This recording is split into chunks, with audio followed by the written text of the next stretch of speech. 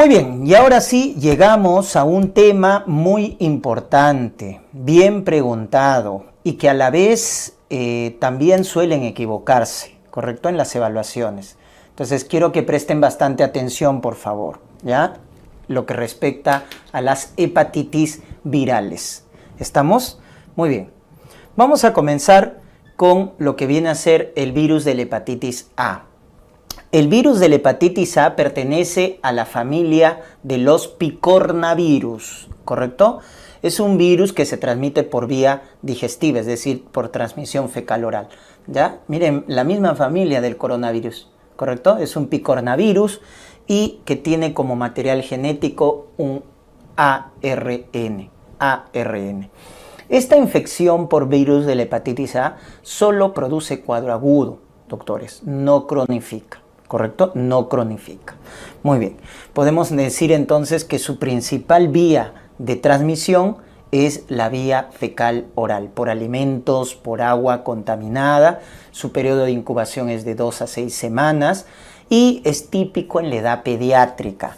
Ese es el clásico caso clínico que te van a preguntar. Un niñito en edad escolar, preescolar, ¿no es cierto?, que viene con fiebre, con astenia, y hasta ahí puede ser cualquier cosa, ¿no? Porque en los niños, imagínense, viene con fiebre y puede ser cualquier cosa, pero ya te orienta el diagnóstico cuando te dicen dolor en hipocondrio derecho, o hay hepatomegalia, o hay ictericia, ¿no es cierto? Pero la ictericia es tardía.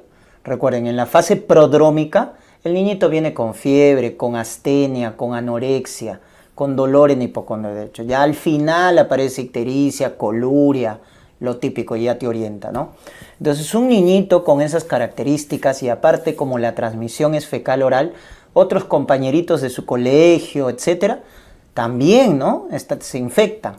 Entonces es algo típico en las guarderías, etcétera. Entonces eso hay que tenerlo en cuenta, ¿ya? Entonces en los niños se presenta con esa manifestación. Pero, ojo, quiero que recuerden un concepto, ¿ya? En el 90% de los casos de los niños con hepatitis A, ¿ya?, la clínica es, en este caso inespecífica, y el 90% es anictérica. Ojo con ese dato. O sea, la mayoría de los niñitos no hacen ictericia cuando están infectados por hepatitis A, ya la mayoría. ¿Quiénes son más sintomáticos? ¿Quiénes más se complican? Los adultos. Un adulto que se infecta con hepatitis A es más riesgoso, se complican más, es más sintomático. Estamos, a diferencia de los niños. Los niños lo pasan como una infección común y corriente, ¿ya? Muy bien, ese es el estado serológico. Pueden ver ahí en la imagen, ¿no?, lo que viene a ser la viremia, ¿no? Y esa viremia en la fase prodrómica justamente es la que produce fiebre, astenia, anorexia, etcétera, ¿no? Luego se va excretando en heces, eso justamente permite el contagio, ¿no?, con otros niñitos en su entorno, ¿ya? Porque finalmente la transmisión es vía fecal oral, ¿no es cierto? Ya está, vemos cómo se elevan las transaminasas, como toda noxa en el hígado, las transaminasas se elevan a predominio de TGP, ¿no? Y miren cómo la respuesta inmunitaria primaria es con el IgM, ¿no? Con el IgM contra el virus de la hepatitis A. Al final se produce el IgG del virus de la hepatitis A en la respuesta inmunitaria secundaria, ¿no? Muy bien, entonces ese es el estado serológico. Entonces el diagnóstico, muy importante, cuando nos orientamos al diagnóstico de una sospecha de hepatitis A, hay que medir transaminasas, donde el cociente TGP sobre TGO, recuerden que TGP también se le llama AST, sobre TGO es el AST, sobre TGP, el cociente siempre es bajo, menos de 1, miren, ¿ya? ¿Y eso por qué? Porque recuerden que el TGP es el que se eleva más, ¿ya? Entonces, en las hepatitis virales, la elevación de las transaminasas, sobre todo es a predominio de TGP. Por eso el cociente TGO sobre TGP es menos de 1, ¿ya? Y el diagnóstico lo confirmamos con esta prueba, ¿no? IgM contra el virus de la hepatitis A. Doctor, ¿no mido IgG? No, IgG no se mide, porque recuerden que no cronifica. Entonces, ¿para qué vas a medir? Ya si lo mides, finalmente lo que te dice es que el niñito ya se ha curado, ¿no? Se ha curado, pero no nos indica nada más. Para el cuadro agudo, que es lo que genera la hepatitis A, una infección aguda, lo que nos sirve para el diagnóstico es IgM contra el virus de la hepatitis A. Acuérdate, ¿ah? Y el pronóstico, la gravedad, lo medimos con el tiempo de protrombina, que es el marcador de falla hepática precoz.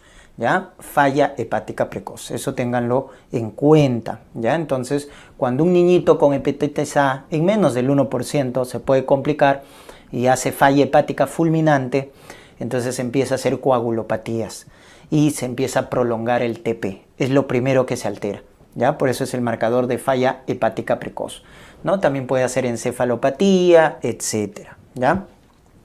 El tratamiento es sintomático, ¿no? O sea, hay que calmar la fiebre, hay que evitar mayor noxa para el hígado, hay que evitar el ayuno, etcétera, ¿no? Y básicamente es eso. No hay un tratamiento específico en las hepatitis agudas, recuerden ese principio. Y la prevención sí tiene, ¿ya? Hay vacuna a base de un virus vivo atenuado y es por eso que se recomienda a partir del año de edad la vacunación. Son 2 dosis, ¿no? Contra el virus de la hepatitis A, pero es a partir del año de edad. Muy bien, vamos con el otro, el virus de la hepatitis E, pertenece a la familia Epeviridae. Epeviridae también es un virus de tipo ARN y principalmente de infección aguda, pero puede cronificar, ¿correcto? Y por ahí apúntenle, es raro, pero puede. ¿En quién? En inmunosuprimidos, ese es el dato. En inmunosuprimidos, pacientes con VIH, etcétera, en ellos puede cronificar el virus de la hepatitis C, pero en la mayoría solo produce cuadro agudo, en la mayoría, ¿ya? Pero hay excepciones. Muy bien, el mecanismo también es similar, es vía fecal oral, pero también hay transmisión vertical. Entonces en el E como que hay excepciones, puede cronificar, aunque es raro. Principalmente es por transmisión fecal oral, pero también por vía vertical. Entonces hay que tener en cuenta esos datos. Periodo de incubación 2 a 8 semanas. Y bueno, esto más frecuente lo vamos a ver en los adultos, ¿no? Adulto con anorexia, con astenia, con fiebre, con dolor en hipocondrio derecho. Y finalmente una ictericia, una coluria, etcétera, ¿no? Muy bien. El dato de la hepatitis C, tienes que recordarte, E de embarazada, doctores. ¿Por qué? Porque hasta en el 20% de las gestantes, la hepatitis C puede complicarse y hacer una falla hepática fulminante. Entonces, cuando te digan qué hepatitis se complica en la embarazada, acuérdate, la E de embarazada, ¿ya? Muy bien. Es similar como la hepatitis A, ¿no? Vemos la viremia, vemos acá la excreción en heces, ¿no? La elevación de transaminasas a predominio de TGP y en el cuadro agudo la aparición de IgM contra el virus de la hepatitis C. ¿Ya? Entonces el diagnóstico es igual, transaminasas a predominio de TGP. IgM contra el virus de la hepatitis C nos hace el diagnóstico en los cuadros agudos, el pronóstico también se evalúa con el TP. Y acá el tratamiento en los cuadros agudos es similar, es sintomático, ¿ya? No tiene vacuna, esa es la diferencia con el virus de la hepatitis A. Muy bien, pasamos ahora al virus de la hepatitis B, que pertenece a la familia Hepatnavirus. Esta es una excepción porque de los virus hepatotrópicos es un virus ADN, y sí cronifica hasta un 10%, ¿ya? Entonces, lo frecuente cuando encontramos hepatitis crónicas, este es el más frecuente, virus de la hepatitis B, pero cronifica hasta un 10%. El periodo de incubación es de 1 a 6 meses, ¿ya? El virión del virus, cuando no infecta todavía las células del hepatocito, la partícula del virión se llama partícula de Dane. En este caso, es importante reconocer los componentes, porque en base a ellos vamos a hacer el diagnóstico con los marcadores serológicos. Entonces, tenemos por acá, en la parte más externa, el llamado antígeno de superficie. Ahí lo están viendo. Antígeno de superficie, también llamado antígeno australiano. Antígeno de superficie, porque está en la parte más externa, también llamado antígeno australiano. ¿Correcto? Muy bien. Luego, en la parte más ya un poco interna, tenemos el antígeno E. El antígeno E, ¿ya? Que ya vamos a ver, es el que nos va a indicar que el virus se está replicando, ¿ya? El antígeno E.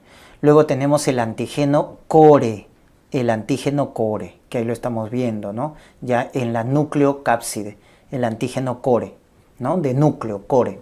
Y este es el antígeno que no se mide, ya lo vamos a ver, no se mide, ¿ya? En los marcadores serológicos. Lo que medimos es el anticuerpo contra el core, no el antígeno contra el core, ¿ya? Pero quiero que reconozcan para que luego ya empecemos a razonar. Y su material genético, que es una doble cadena de ADN, ¿no? Un ADN bicatenario, ¿ya? Muy bien, ese es entonces el virión del virus de la hepatitis B. Recordar sus vías de transmisión. La vía de transmisión más importante, recuerden, es la vía sexual, ¿correcto? Vía sexual, luego está la vía parenteral, ¿no es cierto? En este caso, transfusiones de sangre, etcétera, accidentes punzocortantes. Y finalmente la transmisión vertical, ¿ya? La transmisión transplacentaria. Entonces, esas son las principales vías de transmisión en orden de importancia, ¿ya? Muy bien. En la hepatitis B les quiero hacer recordar que es algo diferente al virus de la hepatitis A. ¿En qué sentido? En que mientras una persona se infecta a más temprana edad con virus de la hepatitis B, el pronóstico es peor. Es decir, si la mamá le contagia al hijito, al recién nacido, mal pronóstico, porque se está contagiando desde los primeros años de vida. Entonces, mal pronóstico. O sea, mientras más joven nos contagiamos contra hepatitis B, el pronóstico es peor. El paciente va a hacer una infección crónica más acelerada, y recuerden que esa infección crónica de la hepatitis B va a evolucionar a una cirrosis, y esa cirrosis a un hepatocarcinoma, ¿ya? Entonces acá no pasa desapercibido a edades tempranas, ¿no? Como pasa en el caso de la hepatitis A. Muy bien, miren el curso.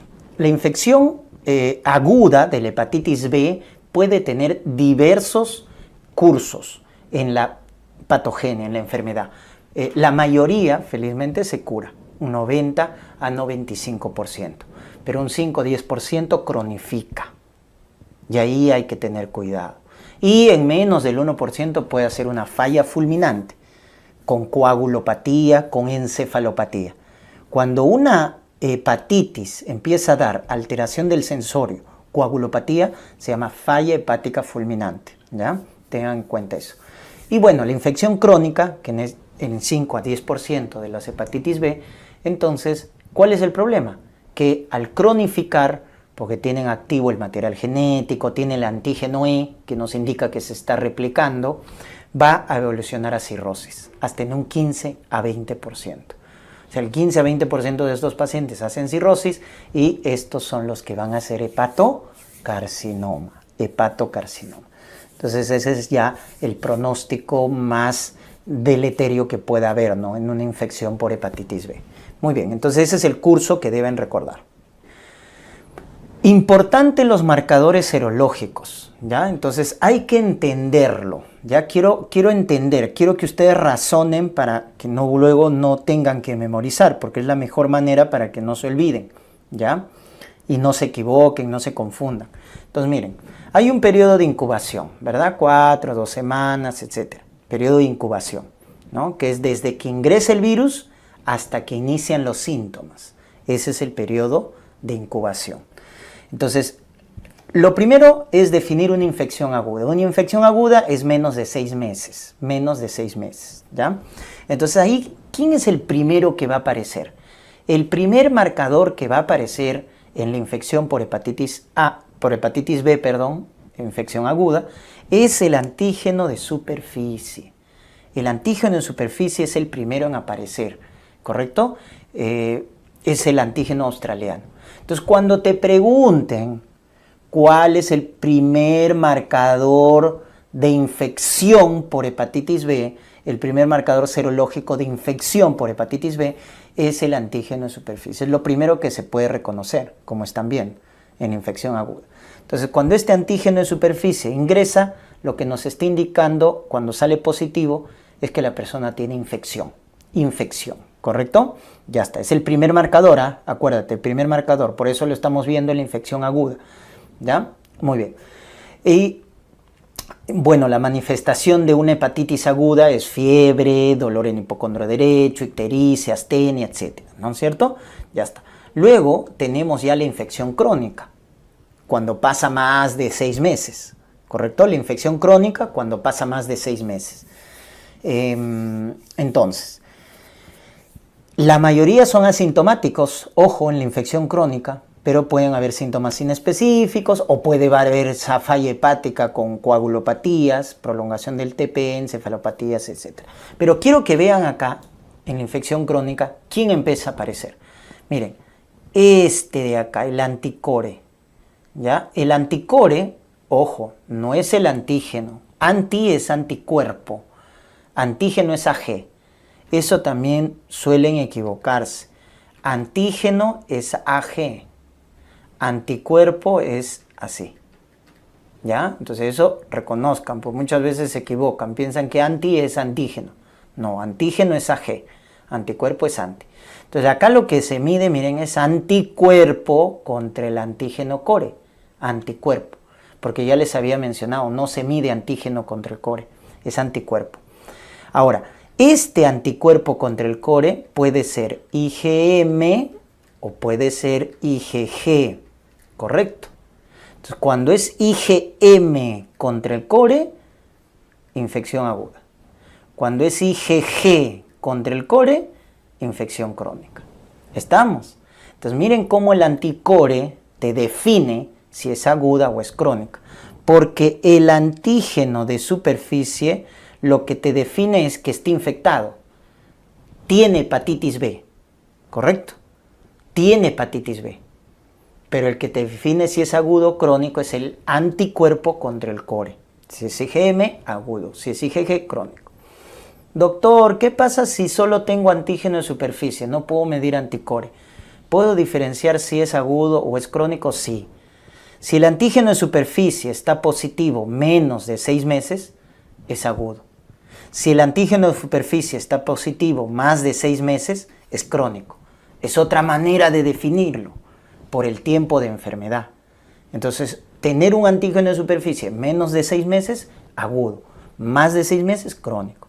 Pero la forma más específica es con el anticore. IgM, agudo. IgG, crónico.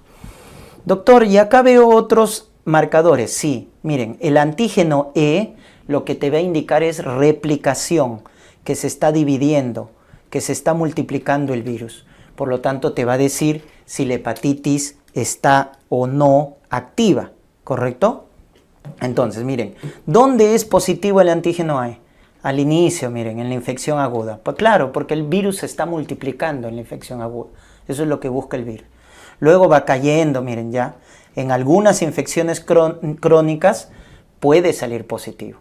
Entonces, cuando sale positivo este antígeno E, nos indica que el virus está activo, se está replicando.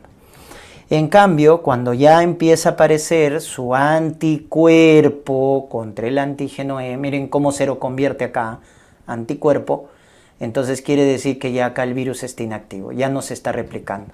¿Se dan cuenta? O sea, hay una seroconversión, ¿no? El antígeno E cae, entonces quiere decir que ya el virus no se replica y empieza a aparecer el anticuerpo contra el antígeno E, que es nuestra protección. Nos indica que el virus ya no se está replicando, ya no se está multiplicando. Entonces, más o menos así es como varían los marcadores serológicos, ¿ya? Muy bien. Recuerden que en la infección crónica por hepatitis B nos va a dar el famoso, a nivel anatomopatológico, el patrón de los hepatocitos en vidrio esmerilado. Vidrio esmerilado. ¿Ya? Eso lo vemos en la infección crónica por hepatitis B. Y ojo que hay manifestaciones extrahepáticas, ¿correcto? Por hepatitis B. La más frecuente es una poliartritis crónica, así como una artritis reumatoide. Por eso algunos casos van a ver ustedes, cuando el reumatólogo, ¿no es cierto?, tiene una poliartritis crónica, ¿no? Para descartar pide serología por hepatitis B, antes de alguna manera hacer como diagnóstico diferencial de una artritis reumatoide. Pide serología para hepatitis B, porque se puede presentar, ¿ya? Una panarteritis nodosa, que es la vasculitis más asociada a hepatitis B, ¿no? Luego su acrodermatitis papular de Gianotti, a nivel renal la glomerulonefritis membranosa, que da un síndrome nefrótico con proteinuria masiva, o anemia aplásica, ¿correcto? Entonces son algunas de las manifestaciones extrahepáticas de hepatitis B, pero la más frecuente es la poliartritis crónica. Muy bien. Doctor, sigo sin entender. Bueno, nuevamente, ¿ya? Quiero que quede esto claro. Entonces, miren, cuando el paciente está con infección, con clínica, entonces cuando evaluamos los marcadores serológicos, el primero que nos va a salir positivo cuando esté infectado, ¿quién es el primer marcador? Antígeno de superficie. Ahí está. Cuando el antígeno de superficie te sale positivo, te quiere decir que tiene hepatitis. Ya está. Tiene hepatitis, porque es el primer marcador serológico. Pero el que te va a definir si la hepatitis es aguda o es crónica es el anticore, el anticuerpo contra el core. Entonces acá miren, si nos sale IgM contra el core, agudo, agudo. Si nos sale IgG contra el core, crónico, crónico. ¿Te das cuenta? Entonces el anticore te diferencia si es aguda o es crónica la infección.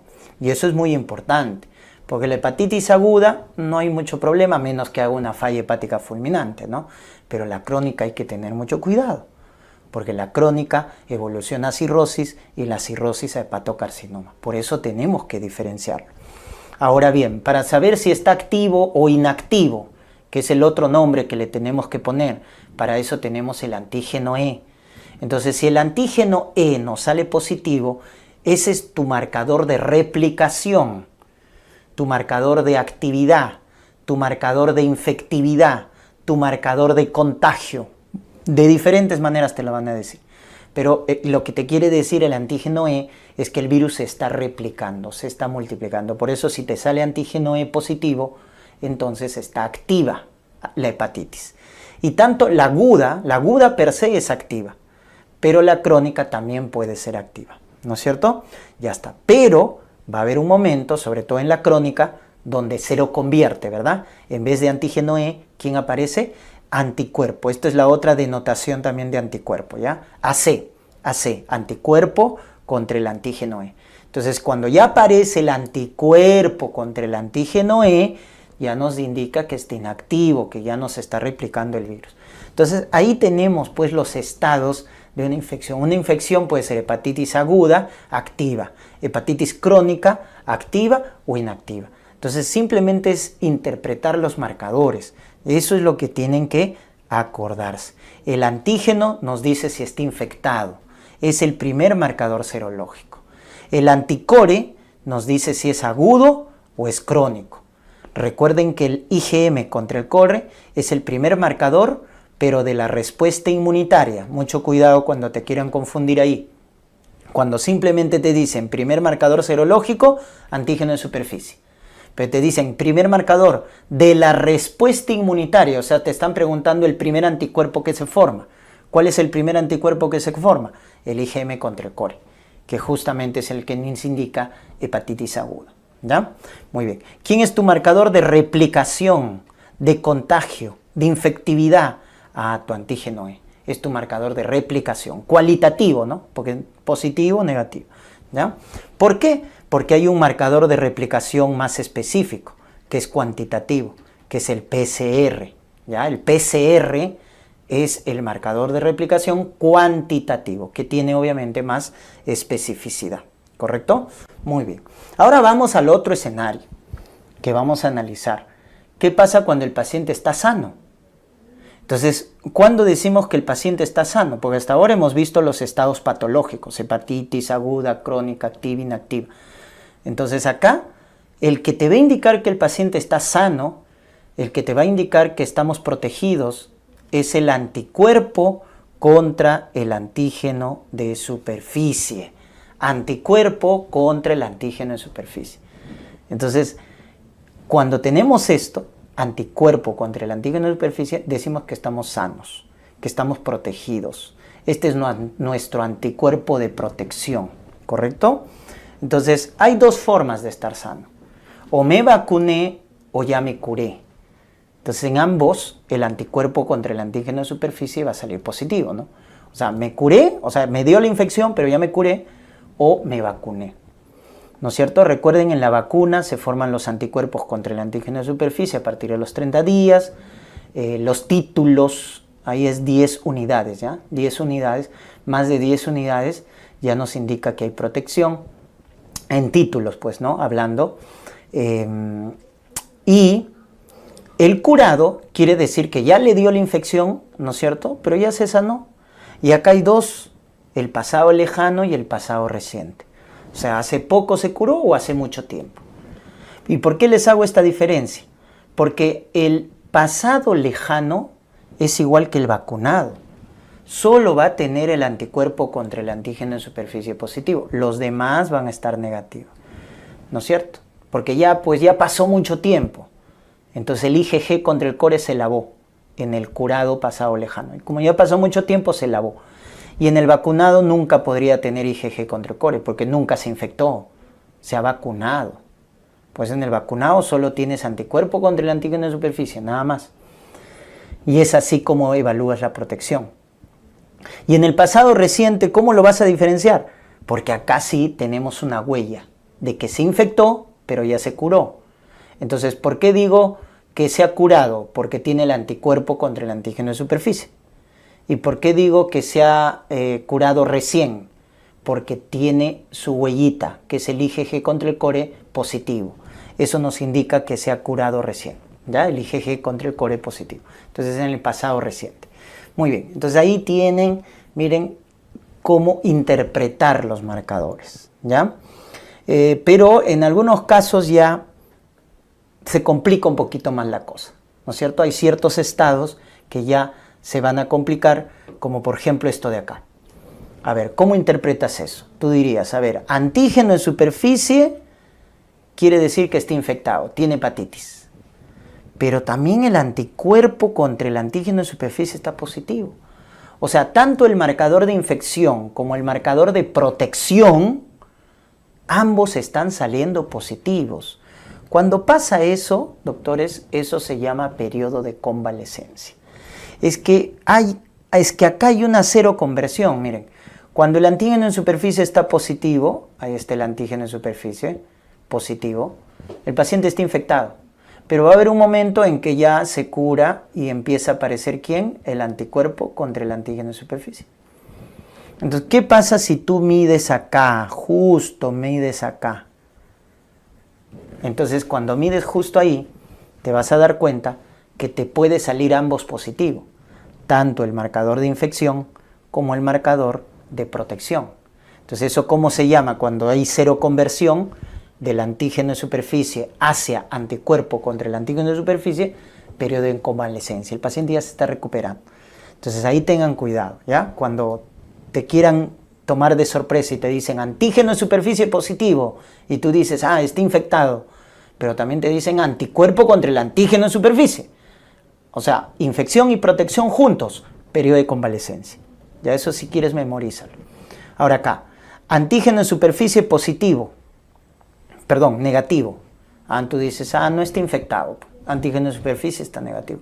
Pero el IgM contra el core, que es el primer anticuerpo que se forma en la infección, sale positivo. Entonces, ¿eso qué te está traduciendo? Periodo de ventana. Periodo de ventana.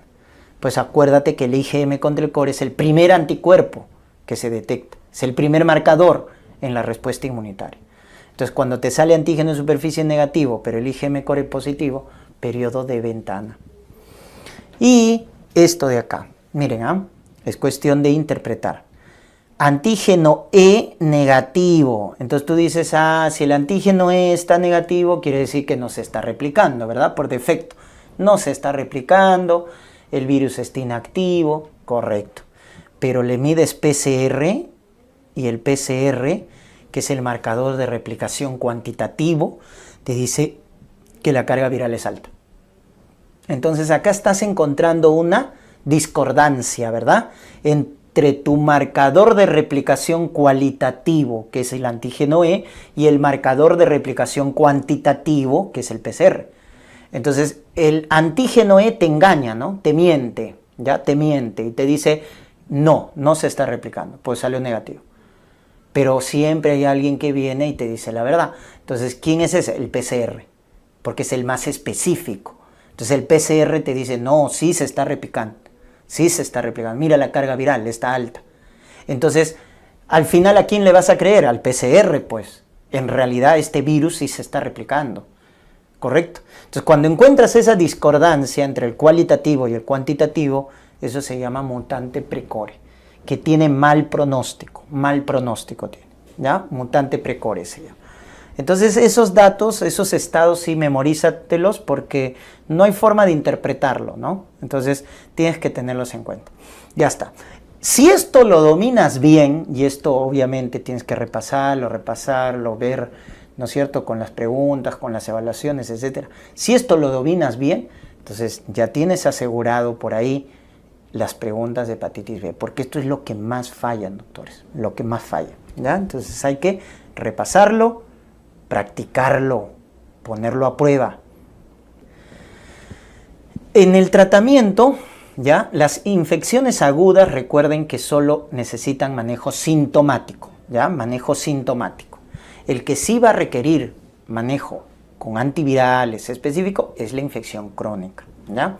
Y acá les quiero hacer recordar los escenarios según el Ministerio de Salud, ¿ya? Entonces tenemos el escenario 1, el 2, el 3, el 4, el 5, el 6 y el 7, ¿ya?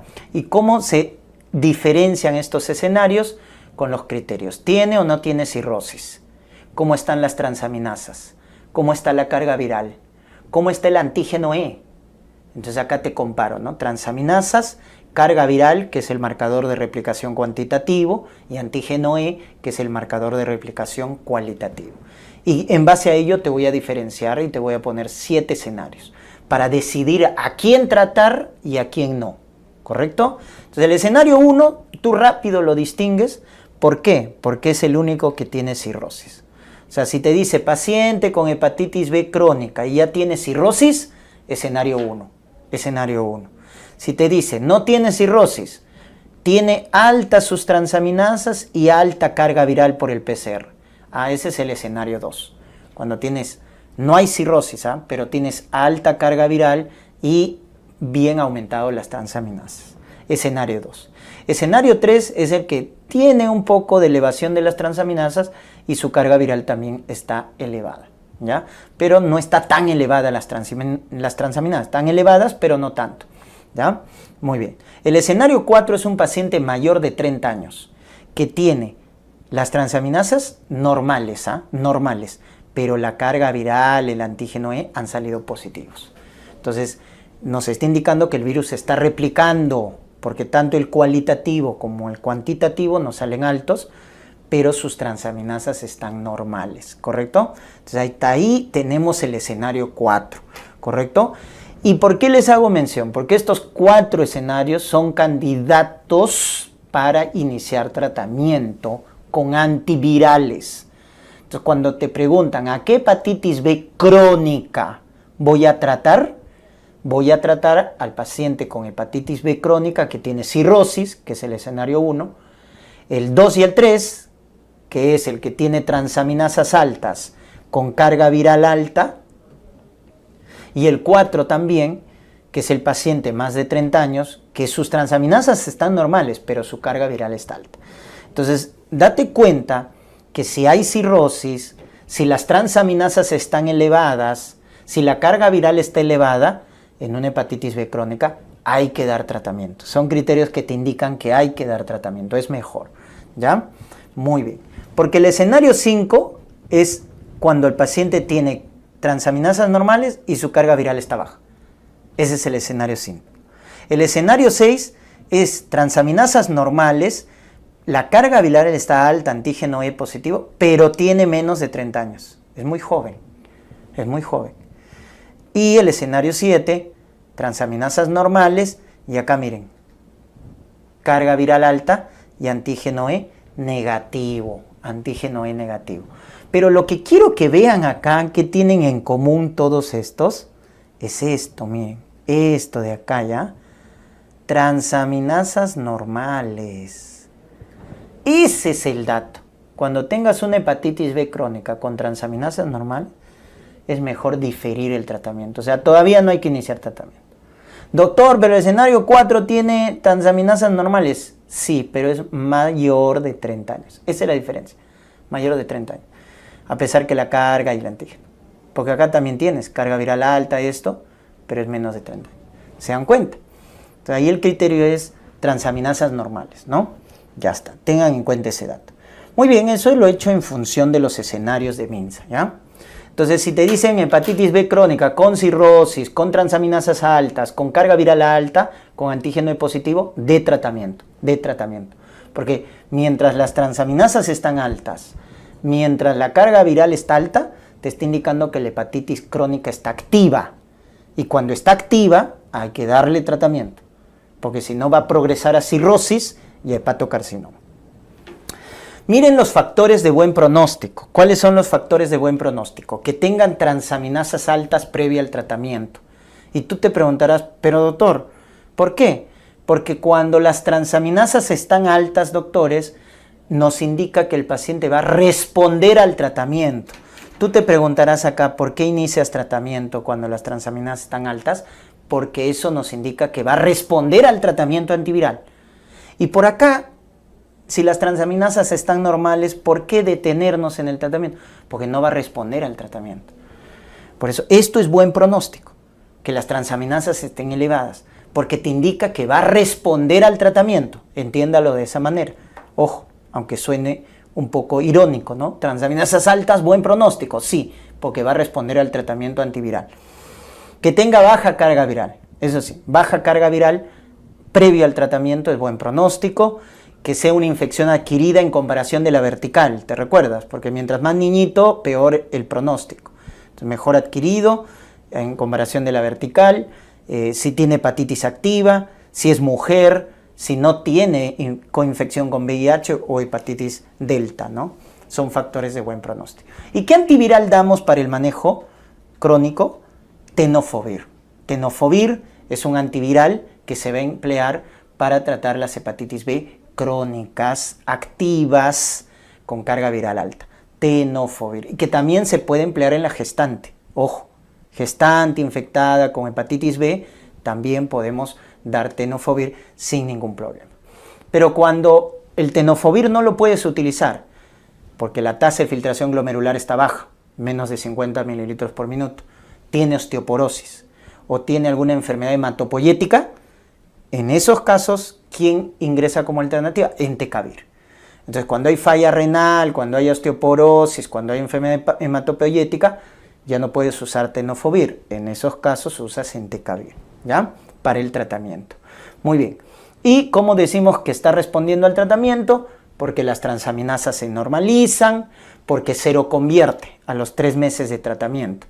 Es decir, el antígeno E se vuelve negativo y aparece el anticuerpo contra el antígeno E. Y la carga viral por PCR está baja. Entonces, eso nos indica que está respondiendo muy bien al tratamiento. ¿Y quiénes son? Sobre todo los del escenario 1, 2, 3 y 4. Muy bien. Recordar que hay prevención, ¿correcto? Hay vacuna contra la hepatitis B, felizmente, ¿ya? ¿Y por qué les hago mención de la gamma globulina? Esto es para los recién nacidos. Por ejemplo, una mamá que esté infectada por hepatitis B activa y tiene su bebito, recuerden, todo recién nacido va a recibir su vacuna contra hepatitis B, eso es de ley, vacuna contra hepatitis B. Pero si ese bebito nace de una mamá con infección activa por hepatitis B, a ese bebito le tienes que colocar, además de la vacuna, gamma globulina contra el virus de la hepatitis B. Eso quiero que te acuerdes, ¿ya? Entonces, si tienes una gestante que tiene antígeno de superficie positivo, o sea, está infectada con hepatitis B, al bebito le tienes que colocar vacuna más gamma globulina. Le agregas gamma globulina si está infectada por hepatitis B, ¿ya? Ese es el dato. Muy bien. Luego tenemos la hepatitis C. La hepatitis C pertenece a la familia de los flavivirus. Este tiene material genético ARN y este es el dato que quiero que recuerden. Ojo, cronifica hasta un 85%. O sea, si te infectas con hepatitis C, hay más riesgo de cronificar. No estoy diciendo que es el más frecuente, porque más frecuente tenemos infectados por hepatitis B, por frecuencia. Pero cuando hablo de riesgo, hepatitis C tiene más riesgo de cronificar, porque estamos viendo, hasta un 85% cronifica en su progreso. Muy bien, su periodo de incubación de 2 semanas hasta 6 meses, ¿no es cierto? Y las vías de transmisión es principalmente por vía parenteral. Entonces, a la cabeza, los adictos a droga por vía parenteral, a la cabeza. Politransfundidos, ¿no es cierto? Los pacientes politransfundidos, sobre todo antes del año 2000, ¿no? Porque en el Perú los bancos de sangre recién hacían despistaje, ¿no?, de los paquetes de sangre a partir del año 2000 contra hepatitis C. Antes de eso no.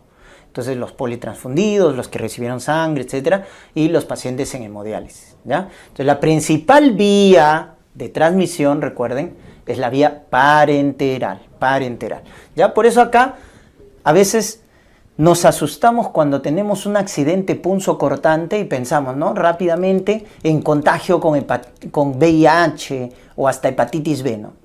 Pero ojo, cuando hay un accidente punzocortante, el que más me debe preocupar es hepatitis C, porque este es el que tiene más riesgo de cronificar y es el que tiene más posibilidad de infección en un accidente punzocortante, porque su principal vía de transmisión es la vía parenteral, ¿ya?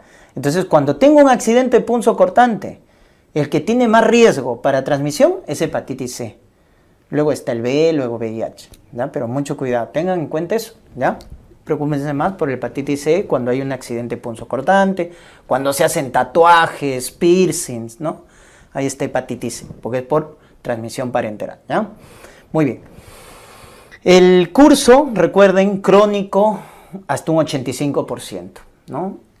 Cirrosis de estos el 20% y 25% de estos pacientes que hacen cirrosis, hepatocarcinoma. Ese es el gran problema de los que cronifican, ¿no?, que pueden llevar hepatocarcinoma. Muy bien, para el descarte, el ELISA, que mide anticuerpo contra hepatitis C, y el PCR, que mide tu carga viral. Si ambos son positivos, te están confirmando el diagnóstico de hepatitis C. Ahora, si el anticuerpo es positivo, pero el PCR negativo, es un falso positivo, hay que repetir la prueba. Y si es al revés, tu anticuerpo negativo, pero tu PCR es positivo, eso es periodo de ventana, ¿ya? O también se ve en casos de inmunosupresión. Paciente, por ejemplo, que está coinfectado con VIH, tu anticuerpo te va a salir negativo, pero tu PCR es positivo, ¿ya? Muy bien, entonces eso recuérdense. Muy bien, entonces 80% de los casos de la hepatitis C son asintomáticos. Entonces muchos se infectan con hepatitis C y nunca se enteraron. ¿Cuándo se van a enterar? Cuando vienen con cirrosis, cuando vienen con hepatocarcinoma. Entonces hay que tener en cuenta que el 80% de los casos asintomático. Por eso ya está aprobado el tamizaje.